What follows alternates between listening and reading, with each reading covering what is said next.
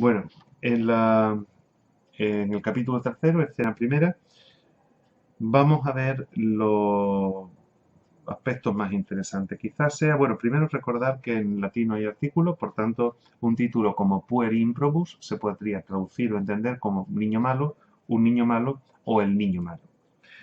Vocabulario que aparece aquí tiene importancia relativamente, sobre todo los verbos que son transitivos, es decir, aquellos que llevan o pueden llevar un complemento directo, como es el caso de, por ejemplo, widet o pulsat.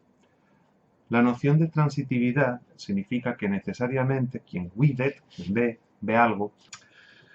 El complemento directo, si nos fijamos, en latín está acabando en m. Juliam, Marcum. Es decir, nombramos o señalamos el complemento directo terminando la palabra, los sustantivos o adjetivos de momento, en una M. Julia, cuando es sujeto, Juliam, cuando es complemento directo.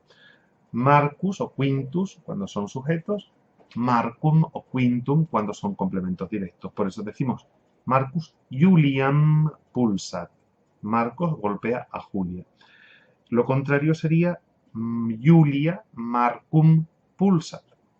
El orden en latín es bastante libre, por tanto no es el orden lo que me va a marcar la función sintáctica, sino la terminación. Yo puedo decir, por tanto, quintus Marcum videt o Marcum quintus videt, no variando en absoluto el significado o unos matices que a nosotros de momento se nos escapan y se nos deben escapar. Nos aparece la palabra mamá, que se utiliza de forma familiar para llamar a mamá, o sea, aquí valdría mamá.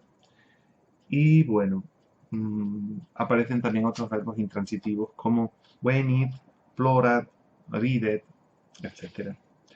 En la escena segunda se empieza contraponiendo el verbo interrogat y el verbo respondet. Ambos son transitivos, es decir, Julius Aemiliam interrogat o Aemilia Juliam o Julium respondet. La causa se pregunta, como ya sabemos, con la palabra cur, ¿por qué? Pero la respuesta no la sabíamos aún, la respuesta es quia cur Julius non audit Marcum, quia Julius dormit, porque Julio duerme o está dormido. Aparecen también dos pronombres, eam y eum, que son el equivalente a ella o la y a él o lo, siempre como complemento directo. Marcus ne Aemiliam videt. Marcos vea Marcus eam videt. Eam respondería, o sea, haría alusión a Emilian. Si yo digo num Emilia Julium salutat, eum salutat, eum a él lo. Las palabras con un prefijo in a veces niegan, generalmente niegan, la raíz, ¿no? Probus, bueno, improbus, lo contrario. Más que negar, diríamos que es el antónimo. Probus, improbus, bueno, malo.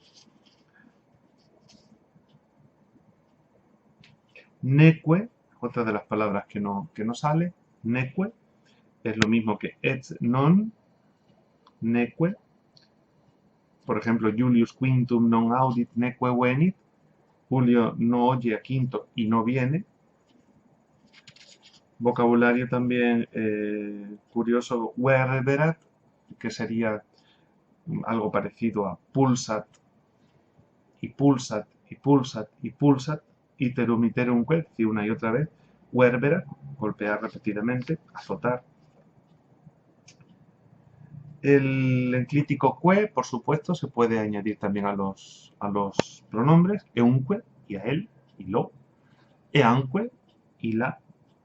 Y por último, en la escena tercera ya, se nos introducen los pronombres relativos, que hacen referencia a un antecedente, como en español, pero que tenemos que tener en cuenta que conciertan con él en género y en número. Es decir, si el antecedente es masculino, pondremos un relativo masculino, si es femenino, un relativo femenino. Pero además nos vamos a dar cuenta cómo va a variar el caso. Si ese relativo es complemento directo masculino, será quem. Si es complemento directo femenino, será quam. Por ejemplo, puella quam videt Julius est filia. La niña a la que ve Julio es su hija. Si fuera masculino sería quem. Puer quem Julius amat es filius. El niño al que Julio quiere es su hijo. Quem, quam como complementos directos. Qui, quae eran como sujetos. Por ejemplo, puella quae venit est Julia. La niña la cual viene es Julia. Puer qui venit est Marcus. El niño que viene es Marcos. Ponemos qui o ponemos quae porque el antecedente, respectivamente Julius o Emilia, serían masculinos o femeninos.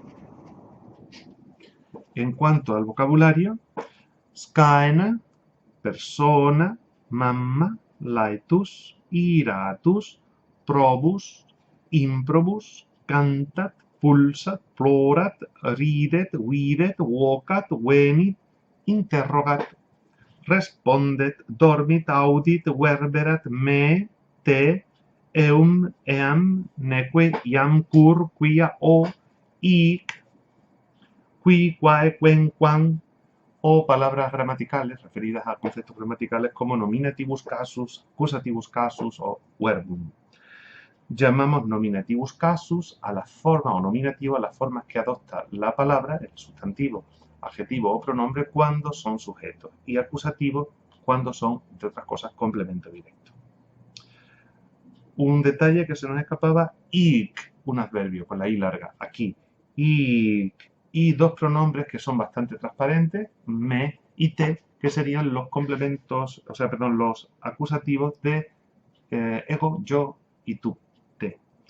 Y bueno, básicamente eso es todo. Recordamos que los verbos acaban en una T en tercera persona, cantat, videt, pero hay distintas, eso lo veremos más adelante, distintas conjugaciones. Cantat en A, videt en E, audit en I, y ya iremos viendo.